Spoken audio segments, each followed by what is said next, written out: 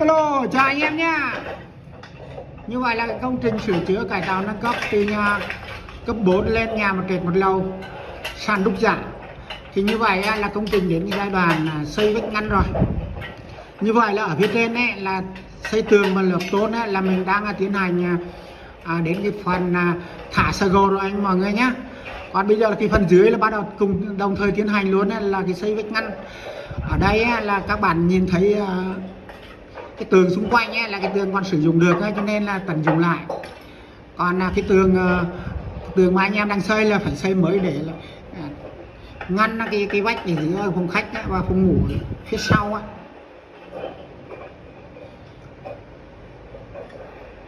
Rồi bây giờ là anh em xem chi tiết nhé, trong cái quá trình kỹ thuật của anh em người ta xây như thế nào nhé.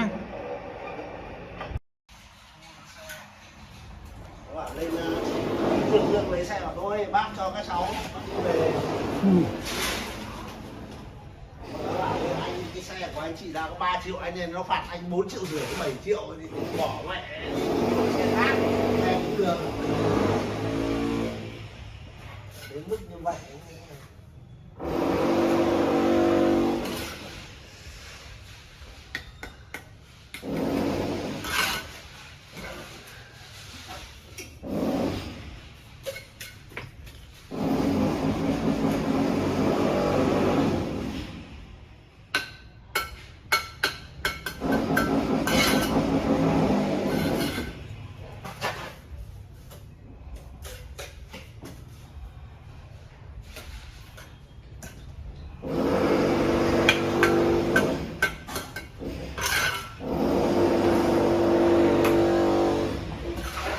Lấy một lùng nữa à?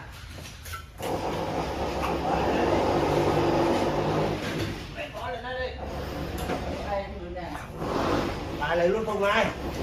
Cái thùng làm gì? Cầm thùng này lấy thùng nữa được. Quay dính đồ đằng. Quay dính đồ. Để quay dính sao đằng. Cái đầu ôm luôn.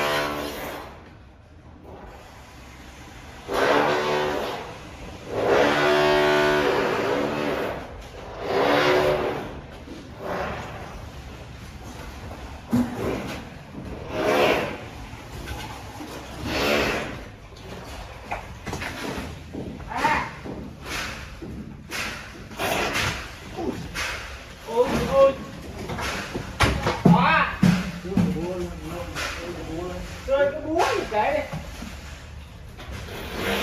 Quá luôn giờ. Đây, bỏ ra đây. Đây.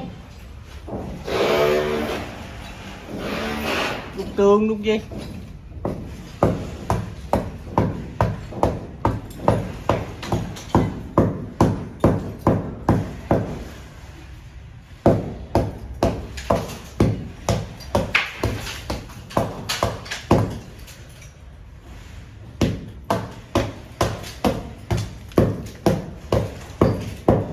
Đục để gác đà lên chỗ hả?